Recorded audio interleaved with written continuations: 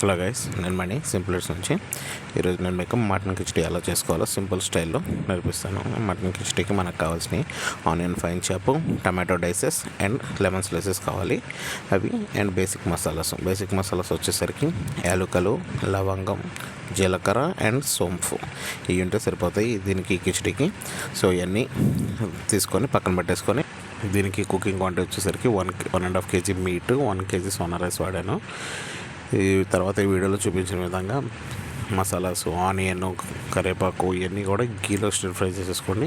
And meet కూడా ఒకసారి stir fry చేసుకున్న తర్వాత మన tomato dices and lemon slices కూడా ఒకసారి ఇందులో వేసుకొని స్టిర్ ఫ్రై చేసుకొని, నేను ఇందులో ఈ కుకింగ్లో కీ ఇంగ్రీడియంట్గా ఈ కిచడీలో నేను పచ్చిమిర్చి ఊరగాయ వాడాను. పచ్చిమిర్చి ఊరగాయని మన యూపీ స్టైల్ ఊరగాయ ఇది మనకి ఏ సూపర్ మార్కెట్లోనే మీకు అవైలబిలిటీ ఉంటుంది.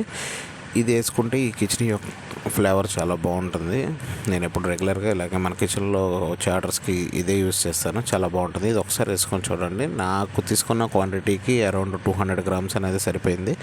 తర్వాత అల్లం వెల్లుల్లి పేస్ట్ ఇవన్నీ వేసుకున్న తర్వాత ఒక్కసారి మంచిగా స్టిర్ ఫ్రై చేసుకొని ఒక్కసారి తర్వాత గళ్ళుప్పు వేసుకోండి. గళ్ళుప్పు కొంచెం చూసి వేసుకోవాలి, ఎందుకంటే మిర్చి అచార్లో కూడా సాల్ట్ ఉంటుంది కాబట్టి ఒకసారి చూసి వేసుకోండి. రైస్ క్వాంటిటీకి ఎంత సరిపోతుందో నాకు ఐడియా ఉంది కాబట్టి నేను సుమారుగా వేసాను.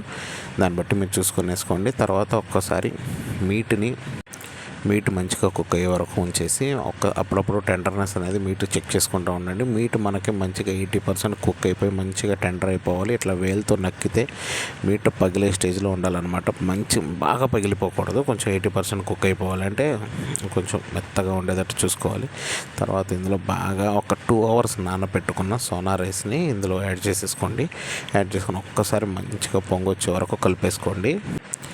ఈ సోనా రైస్ ఎందుకు వాడతామంటే మనం కిచడీకి మంచిగా ఫ్లేవర్స్ అన్నీ బాగా పీల్చుకుంటుంది అండ్ టేస్ట్ కూడా చాలా బాగుంటుంది. ఎప్పుడైనా తినడానికి మంచిగా క్రేవింగ్ ఉన్న టైంలో కానీ ఎప్పుడు తినడానికైనా కిచడీ అనేది సోనా రైస్తో చేసుకుంటే చాలా బాగుంటుంది. అండ్ కస్టమర్స్ కూడా ఇది ఎలా చేస్తారు. అండ్ వన్స్ దమ్ పెట్టుకున్న తర్వాత దమ్ అంతా అయిపోయిన తర్వాత మనం రెస్ట్ ఇచ్చే టైంలో ఇందులో పాలు, నూనె, నెయ్యి అనేది కూడా మేము యాడ్ చేసుకుంటాము.